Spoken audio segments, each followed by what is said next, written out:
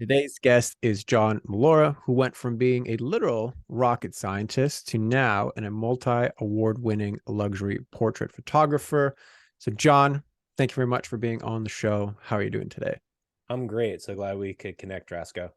Absolutely. It's not every day that I have an engineer turned photographer, and I know we're talking off air, turned keynote speaker. So that's a very Right. interesting arc to happen. So why don't you break that down for us and kind of, how did you get to doing what you're doing right now? Yeah. So I always joke that until recently, I've kind of just Forrest Gumped my way through life, just kind of bounced from one thing to the other. I don't even know how I ended up in engineering. Some guidance counselor probably told me that I was good in math and science and I should be an engineer. And me not having a plan, I probably went, all right, cool, we'll do that.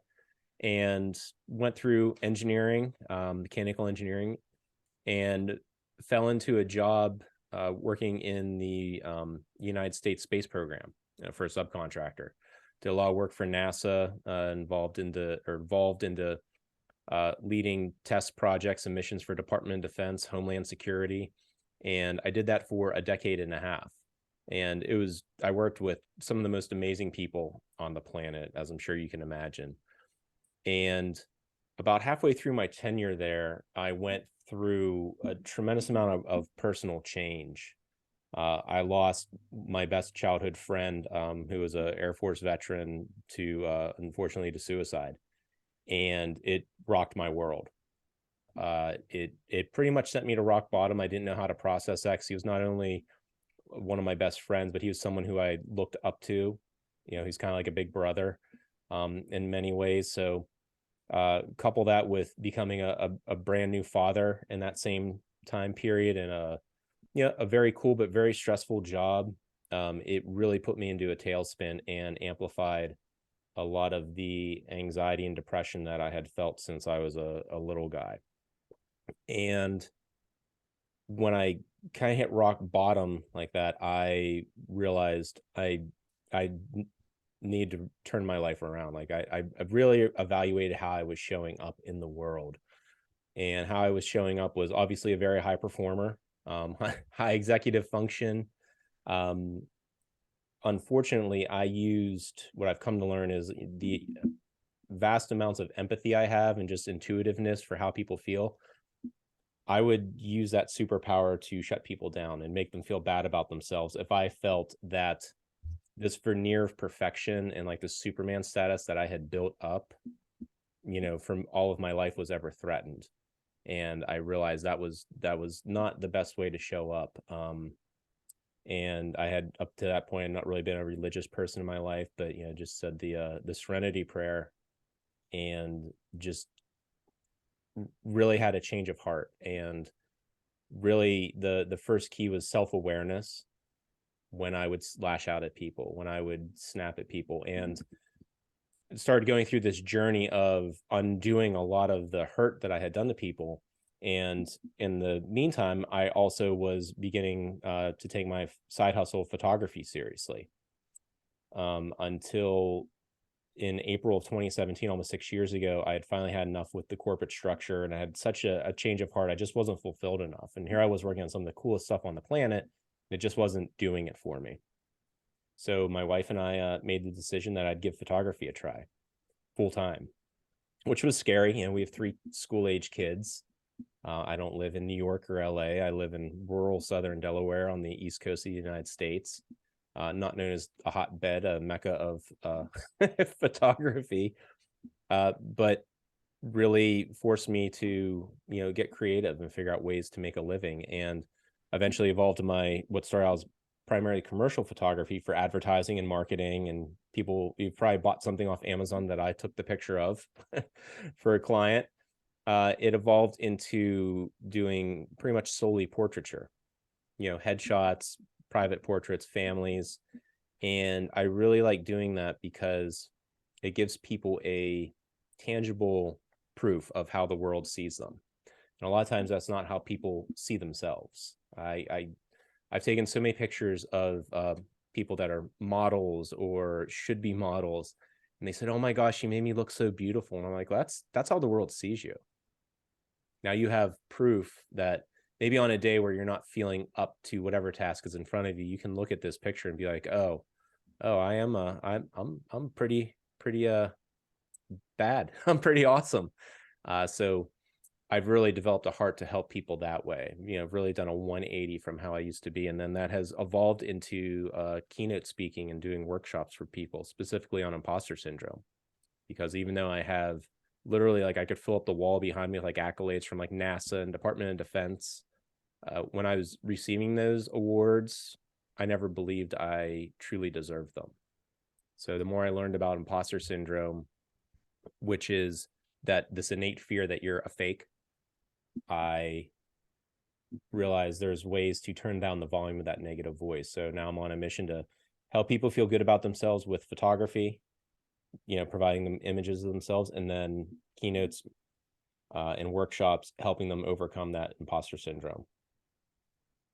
Beautiful. I mean, it's such a, like, I know you started it saying it's such a like a Forrest Gump kind of story, but like it really is in the most beautiful ways of Forrest Gump, which is like, here's this thread that works, and like dive into it, go into it, put your heart into it, explore something blossoms out of that, and like weave it into something else. So I think like even just listening to it's just a great way to contextualize, I think, who you are and what you do. And I think a lot of that, because when I initially heard you talking about like I recognized that I had this empathy, and then I was using it in its distorted fashion, which was to actually like hurt people as opposed to like tune into people and Yeah. experience what's actually going on. Like that's one of the hardest patterns to break, because it inherently, like the benefit of not breaking it is obvious because you get to protect yourself. So it's like a very, like, it takes a lot of self-awareness and like your own personal grit to be like, no, this is not how I want to show up. I don't want to be in the distorted version of this. So hey, I just wanted to like acknowledge that part of your story because I think Thank it's you. such a important one. Yeah, so anything else you want to add or comment to that, by all means? Yeah, that's so. I mean, this fits, real well with this. Like you were talking about right before we push the record button, how this is not a typical podcast. And he said, "What? Why are you doing this?" I said, "Well, I ask people to be vulnerable every time they step in front of my camera, or I ask people to be vulnerable in the exercises I do when I talk about imposter syndrome." So, I was like, well, this is uncomfortable, make no mistake. But just wanted to jump in and really encourage people to uh be uncomfortable, because there's this kind of mindset where people are like, well, I can never be successful at something because I'm not confident enough to do that. When a lot of times you do the thing, become successful, or fail and learn, and that confidence actually comes after the fact. So that's why I'm here, and that's why I want to encourage people to do in their own lives. Love it. Yeah. I mean, I'm a big supporter of walking the talk. So absolutely. Yes, and I'd love to dive into, I mean, you clearly have a lot of self-awareness. You've clearly done a lot of your own inner work. You know it enough to be able to guide and facilitate other people through it. So what are the top problems that you're facing right now? Yeah, the top problem that I faced in the last few years of my business is having the the courage, and also the belief that people want to hear from me, meaning that people that I know, that know, like, and trust me, it's not a burden to hear from me and be like, hey, here's what I got going on in my business. Do you think there's anything that you could do to put me in touch with a client that matches XYZ parameters? I've just had this mental block that, it feels salesy, or I'm just going to bug people, or or annoy them. So that's where a big block has been. Got it. And how do you think that relates to the imposter syndrome you alluded to earlier? No, it's in lockstep with it. It's that core belief that I'm not good enough. People don't really like me despite what they say. So it's pretty much in lockstep, which this is this podcast interview comes at a great time because I just kind of had that epiphany last week about all that. So this is, I'm hoping that, I'm already kind of crawling up the hill. So I'm hoping this is the boot in my keister to, really kick it into gear to get up over that hump that's been in my way, which is a self-constructed hill. Got it.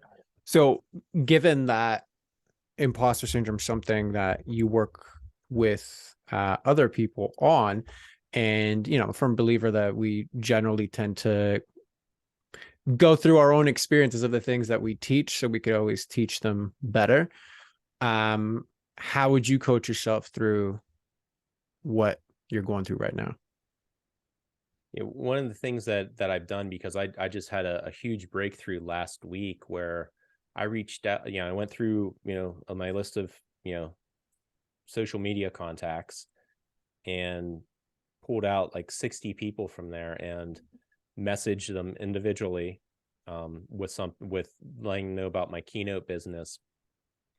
And I was so nervous to do it because there were people ranging from elementary school all the way through recent contacts. And, the first fear was, oh my gosh, what if no one writes back? Well, if you send these messages out and it's like crickets, and they'll be like, yep, that confirms, no one wanted to hear from you, John.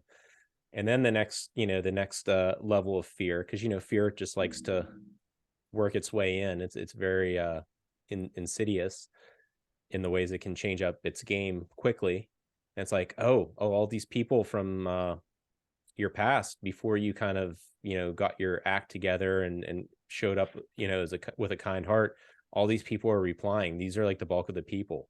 What if they say, yeah, I only took this meeting to let you know what a jerk you were back in the day. And I'm pleased to report it's been actually quite the opposite. People are actually happy to hear from me. And the way I would coach myself, which is what I just, basically did to myself, is trust those that say they trust you. Meaning, if someone says they want to hear from you or they want to help you, trust that. Trust those, that trust you. Right. And I agree with that. But it's also like saying, okay, trust the feedback that reality is giving you, which it's actually given you your whole life, from the accolades to your previous job, to the photography business, to these people that are happy to hear from you and are replying. If you could trust those, like, you would, right? So this isn't really a matter of recognizing that you got to trust reality's feedback. It's trusting your own belief around the validity of that feedback. Okay. Yeah, that's a very that's a minute shift, but very powerful one. And you're 100% correct. Okay. So what lands for you from that? That it's really, I mean, it's that voice inside of your head that is, well, my head, that is what actually needs to change. So what I did when I started getting this feedback from people was, my immediate default was, oh, he's just saying that to be nice. And interrupting that again goes back to that self-awareness and interrupting that thought process, which I had to do when I was talking to some people. And like, no, what if he's actually telling the truth? What does that say about you? What do, if you choose to believe that? And it end of the day just made me feel good, to choose to do that. And it's about getting reps in. Sure. And right. And just like, I guess adding more nuance to the previous point, right? It's like at every step of reality, you're arguing against it, right? Nobody's going to reply, oh, they replied. Oh, they just replied to tell me I'm a jerk. Oh, but they didn't tell me I'm a jerk. Oh, so then it's probably something else, right? Like, even though reality is actually what you want, it's actually giving you the results that circumstantially you feel like you actually want. There's a part of you that has priority, meaning that it's a safety pattern part of you that is going to discount and argue with, in this instance, the positives of reality. Right. So what lands for you there? It does go back to the it's a safety reflex. If I don't let people close to me, then I won't be able to be hurt as easily. If I don't believe the nice things they say about me, um, when they eventually do tell me something about how horrible I am, it won't hurt as bad because I will already have removed the power that their voice would have, with positive things. Okay, so great awareness, right? So we'll have removed their power to hurt me if I'm the one hurting myself first. Right. Or discrediting their voice. Yeah, it's going to reduce the impact that they could have on me. Got it. So what would you have to believe to continue to perpetuate this pattern?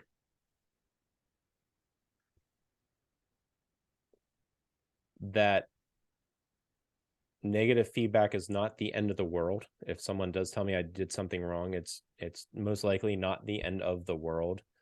So pause, right? So Yep. that's what you would want to believe.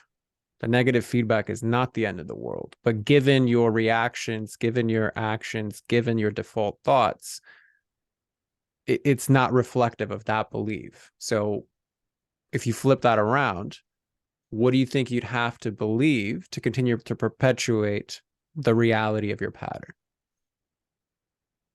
The pattern, the healthy pattern that I'm working towards. Is that what you mean? No, the unhealthy pattern that you're experiencing right now. I'm sorry. I misunderstood It's your, okay. your Yeah, yeah. question. Yeah.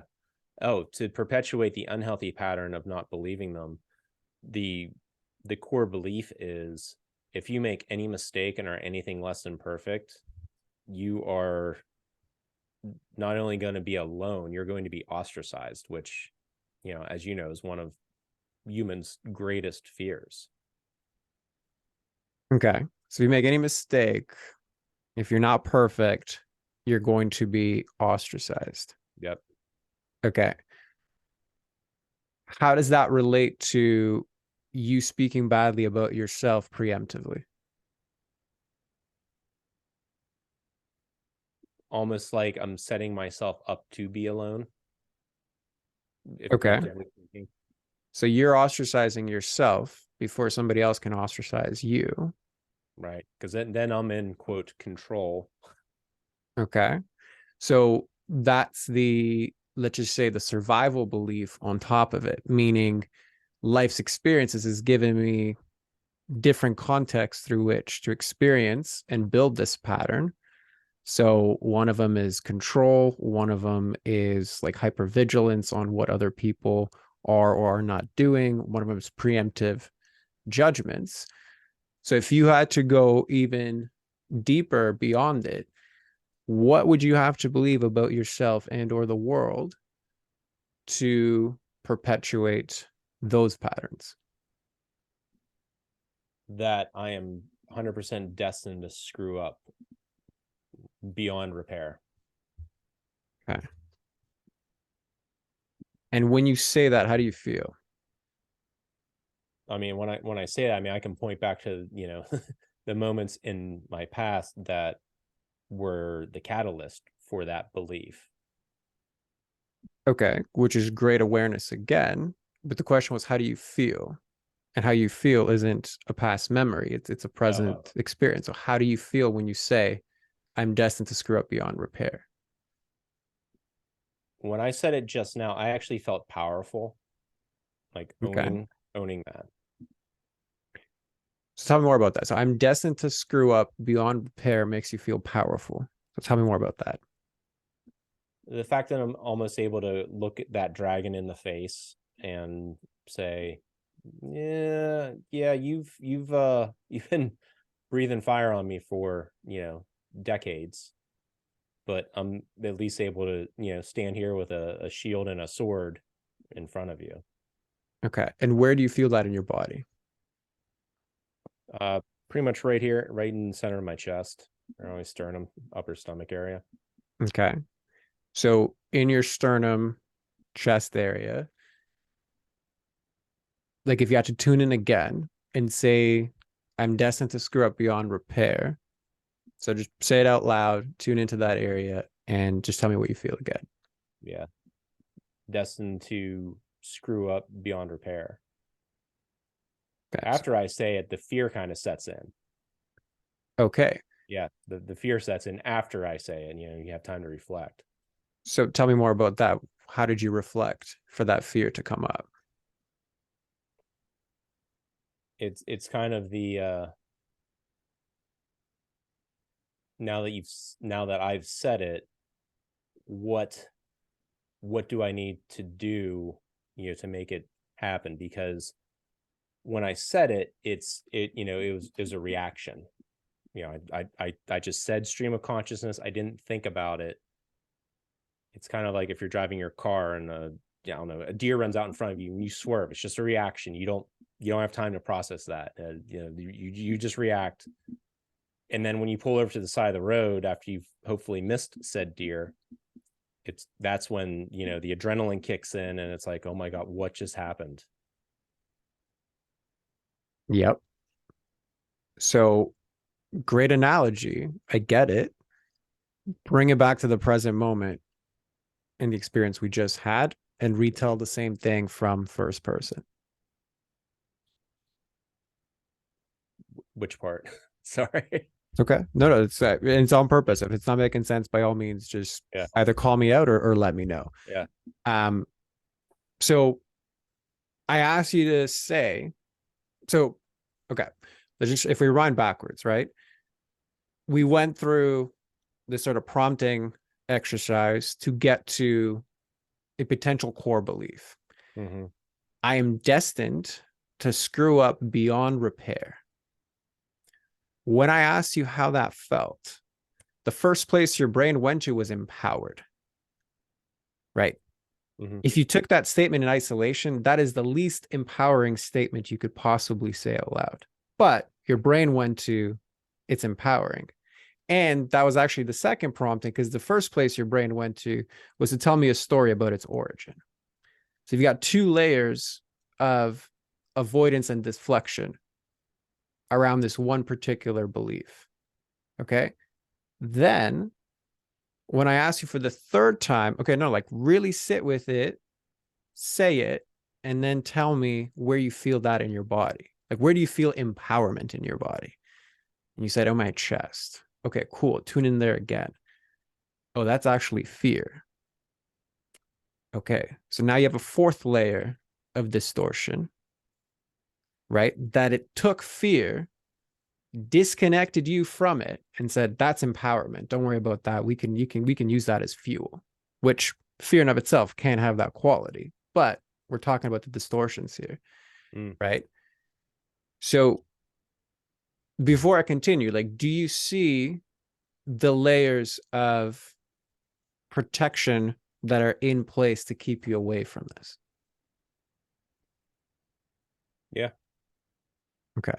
And what's landing for you when I reflect this back? I mean, real time, it's like, what other areas am I feeling that I come up with this story that is I tell myself is empowering, but it's actually a deflection of something else I don't really want to get into. Sure. So now my mind's really like, oh, crap. Yeah. And what I want to highlight there is what you said. My mind said, oh, crap. Okay. The reason that I asked you to go down this road is because for individuals like yourself, intellectually gifted individuals, one of the most common protections is the man with the hammer problem, meaning you're so good at analyzing awareness, thinking things through, spotting patterns, doing all of the heady stuff, that all problems and many of your problems in life have gone away because you have effectively used your head. This is why you had a very successful, engineering career, able to navigate a transition using your head, analyzed and watched yourself through imposter syndrome and talked your way out of it. Because, like you said, oh, I just got to get better at interrupting thought patterns. That is a very heady way to navigate this problem. And it's a great skill to have. It's a great quality to have. There's lots of gifts inherent in that. A problem then where it stops being effective, and this is it was a big part of my journey as well, is you have to come to terms that you cannot outthink emotions. Mm. And the reason that I ask you to tune into your body is the classic place where individuals like yourself do not want to go, do not have the experience of going, and where all of their demons are actually experienced. They're not experienced in your head, they're experienced in your body, is actually being able to connect to your inner space through like having a somatic experience of whatever's going on. This is why it took us 4 tries for you to get to the core emotion that you're experiencing around this very harsh belief of I'm destined to screw up beyond repair, right? You take Mhm. that and you combine it with what we just said. It's no surprise to me that you're so intellectually gifted and excelled in an intellectually demanding area. Why? Because you could use your intellectual horsepower to ensure that you can excel and never have that repair or never have that belief actually turn out correct. So I know I'm throwing a lot your way. What's landing for you? I'm hearing about 40% of it because my adrenaline is going so much, and I just have that fear, like just right here. So my arm, I about the sweatiest armpits I think I've had since I've worked out earlier. Beautiful. So firstly, I just want to acknowledge you and really hold the space for you for like this is one of those moments where people like flee or they start to actually open up the possibility of what exists beyond this. Okay. One of my gifts is really being a powerful mirror. And individuals like yourself, when I shine that mirror, who are so good at the intellectual side of it, not many end up actually staying and being like, you know what? I actually have trouble processing this and hearing you because I'm freaking out inside. So I know that's not easy. I've been in your position, and I just want to acknowledge the strength it takes to stand in that light, especially in this type of forum. So, number one, I just want to acknowledge you for that. Thank you. Um, any questions, comments, or concerns about that piece? No, no, thanks for the space to acknowledge that. I mean, I'd be I'd be doing myself a disservice. I didn't say like, maybe this isn't for me. There's that big red leave button over on the bottom right of the screen, but here I am, like on the verge of tears. But let's in for a penny, in for a pound. Let's Correct. So again, tap out. beautifully done and a Thank you. great sign of strength. So I want to switch gears a little bit, and if we can just zoom out a little bit, kind of bring you back to not at the edge, but kind of bring you back more intellectually. Like when you look at everything that just got unpacked, what kind of problems do you see this causing inside of your life and your business?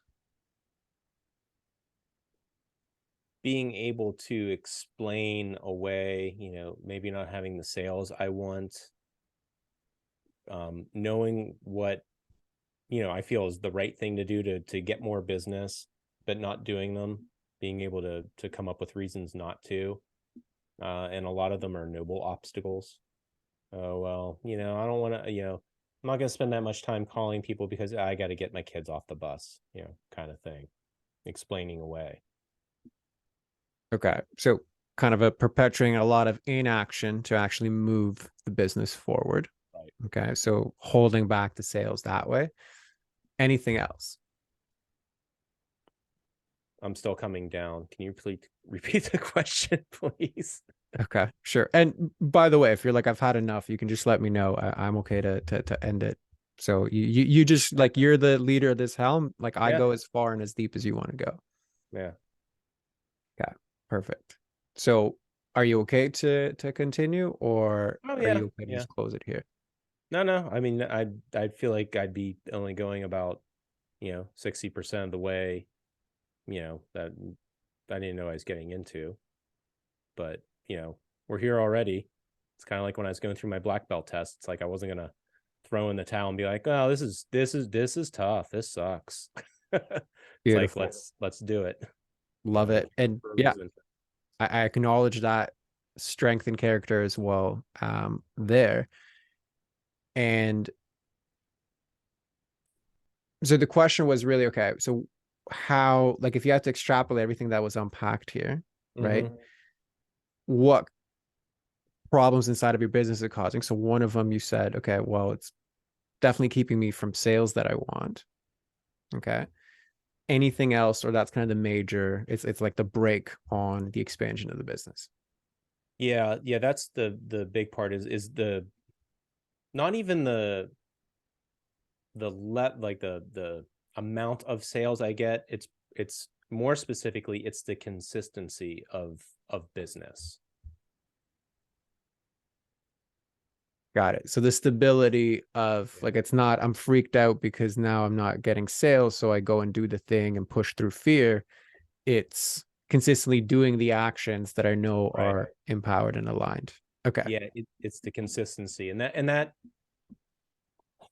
shows up in a lot of areas of my life, and it's something that I'm actively working to put systems in place to be more consistent with things.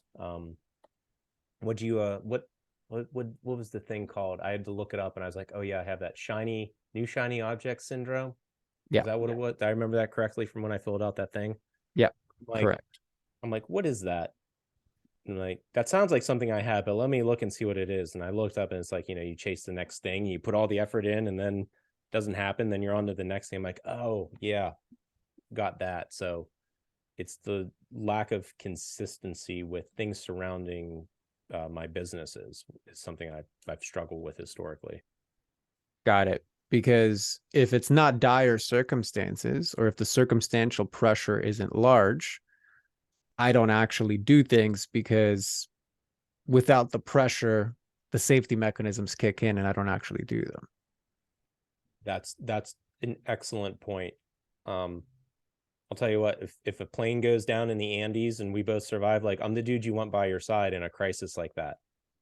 Planning stuff out and like having the forethought to think things through is something that I don't I have not done. That was my, that was my word for the year this year, or is my word for the year this year, is forethought. Like I realize that's a deficiency, and it circles back to, if I don't have a plan, or I don't have goals, or I don't have these targets that I want to hit quarterly, semi-annually for the year, if I don't have them and I don't hit them, well, there's nothing to miss. I haven't failed. I haven't fulfilled my own prophecy of I'm going to screw up. Correct. So perfect preemptive self-sabotage, Right. right? Like, so yeah, I'm Yeah. glad that that's landing for you. Yeah. And then November rolls around. I was like, why aren't my sales what I want them to be? Well, because I didn't actively pursue specific goals. Right. And then the flip side of that is the results I do create, I create them out of desperation. I don't create them out of inspiration. There, yes. Well Right. said. Okay. So how do you think that affects your business outside of just the consistency, or is that it? I really think that's it. I've done a lot of work to figure out how to create sales where I feel valued monetarily, at least.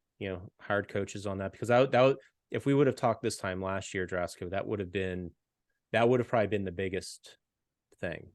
I would have said, I don't feel valued. I have this job that most people aspire to. I'm a professional photographer, and it kind of sucks because, I don't make a lot of money doing it. When the reality was, I hadn't done the work to figure out ways to charge more and find those clients. So I went out and found, just like you and I are doing here, with the coaching. I went out and found the coaches, because I'm like, someone's got to be making decent money. So I found those people and got their training and implemented their things, and here we are doing quite well every time we have a sale. It's just the consistency. Right. So basically, I've invested in like the business skills. I've closed that gap.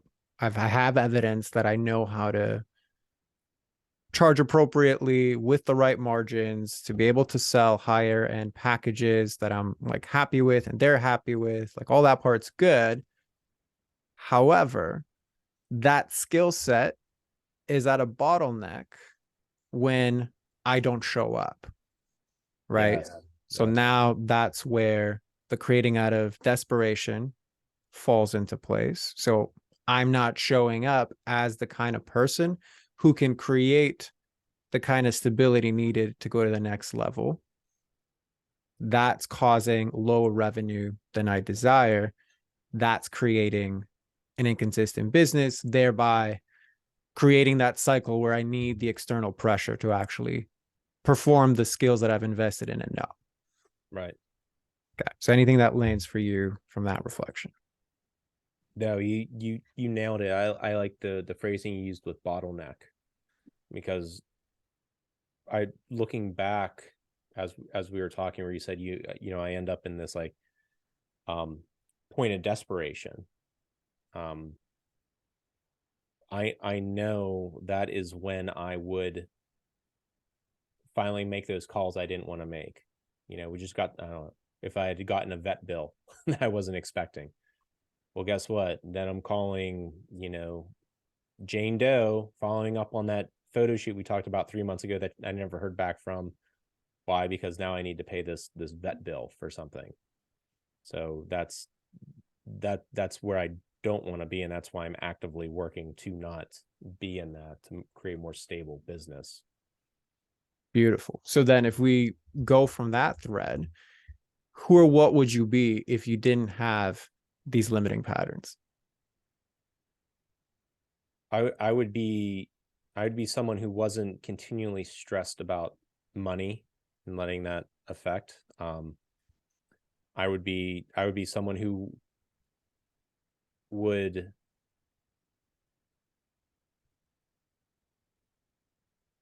who would have more of an optimism that I made the right choice. I've carried a lot of guilt since I left a very um, high income job with steady paycheck. I've carried a lot of guilt. A lot of that guilt would go away with more consistent business, at the price points that I operate at when I do make sales or when I do have business. Okay. So those are great indicators of I would get relief from the things that I don't want. So consistency of actions and not working out of desperation would cause me to be less stressed about money because the business would be consistent. Mm-hmm. That would also keep me in a more optimistic state because then I wouldn't go into the doom loops of, oh, well, I screwed up because I took, this route as opposed to another one. Mm-hmm. That is more relief from the states that I don't like about myself right now. It's not really at the heart of the question, which was hypothetically speaking, if I could wave a magic wand and eliminate all of the limiting habits, the imposter syndrome, the beliefs of I'm destined to screw up beyond repair, nobody likes me, and all the things that we spoke about today, you cannot engage in them anymore. What's underneath that? Who are you without those patterns? I am someone who is innately tuned to how people feel and would just find great joy in serving them, and also just be happy with who I am and not question, what am I going to do to mess this up? Beautiful. And how would you show up in your business without the ability to engage in your limits? I would reach out to people knowing that I'm not a burden on them. I'm, people would like to hear from me. They like to hear what I'm up to. And I would feel more comfortable about just catching up with people whenever I reach out to them for a business request. Perfect. So if you took that even further, right, reaching out to people, knowing I'm not a burden. If you weren't a burden, what would you be? I would be, um, I'd be someone that brings light into their life. Okay. Why? Because I truly like hearing about what people are up to and helping them feel seen. And I do like taking away those limiting beliefs. I enjoy talking about accomplishments I've done and hard things I've done Yeah. and celebrating them. So what I hear from that is like in full acceptance and ownership of my best qualities. Yes. Does that land for you? Yes, it's a very poetic way of saying it. Okay, perfect. So if you look at that list, right, I wouldn't be stressed about money because things would be consistent.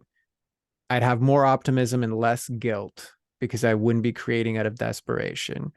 I'd be innately tuned into how people feel. I'd find great joy in serving them. I'd have ownership of and acceptance of all of my best qualities. I'd be happy with who I am, reaching out to people because I genuinely want to know more about them and express that. I want to bring light into their life, being just more comfortable with catching up to people in general. What would you create from that space? I would create community. I'd create um I'd create an example for my kids and family and also other people that I come in contact with of the importance and power of relationships. Beautiful. And what about in your business? I'm sure the business would magnify non-linearly with that. Okay. So some kind of exponential growth in comparison to the linear growth that it's experiencing now. Yeah. Okay. Anything else? Um, just I think just contentment. Um, I have these flashes of memory of what it felt like to be content, before um, things sent me down this path. And I think life would feel a lot like that, and almost like that sepia toned childhood memories, Love it. Yeah.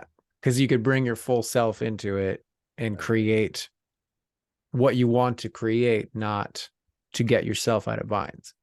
Right. Beautiful. So there's obviously a lot more we can dive into, especially on the elimination of these. But as far as mapping out the overall patterns, like does this feel complete for you? Is there still something left outstanding? I think it does. I've been jotting things down, and one of the things I wrote down was consistency of actions. Um, Create out of inspiration, not desperation. Those are going to definitely be mantras for me going forward. Beautiful. Okay. Well, in that case, since that feels complete, why don't you then just summarize for us in your words, what did you come into this experience thinking you needed to work on, and then what unfolded for you? What I came in knowing that I needed to work on was just getting that consistency of business and income. Uh, what showed up was, a light getting shined on how I'm able to tap dance around things and spin things, especially for myself. That allows me to avoid, you know, what I don't want to look at. And it was very eye opening to hear, the observations that you made, because, and it was jarring because I have done so much work on myself, the knee-jerk reaction, the old story, those survival things kicked in, where it's like, see, look, John, you didn't actually do as much work as you thought. um I mean, it totally triggered me. Like when I told you, like, like my armpits were sweating, I was like, almost like, forget this, and some other choice words. um but I stuck with it. And I'm glad I did. So it was very insightful stuff. You truly have a skill. So thank you. Thank you for allowing yourself to be witnessed in this manner. So yeah, why don't you then just close us off and let everybody know where to find you, who's the best person to find you. Floor is Yeah. yours for that. Yeah, thank you. So I can be found online at johnmollura.com. That's JOHNMOLLURA.com. That'll take you to stuff about imposter syndrome and Keynote, which I'm sure some of the stuff we talked about today will find its way in there. um, with the aim to help other people, and also to let them know that I identify with that. And there's links in there to my photography. I photographed everywhere from Antarctica to England. So, if people see my portrait style and think that it's something that maybe my style and the way I approach things could really help them, and give them, physical proof of how awesome they are, I'd love to speak to them. We can always arrange a photo shoot. I'm in beautiful coastal Delaware by all the resorts, so make a vacation here, or we can always talk about me coming to people. Beautiful. Well, as always, we'll include all of the websites and your info for that in the show notes. So, John, thank you very much for coming on. And for everybody else listening, we'll see you on the next one. Thanks, Trasco.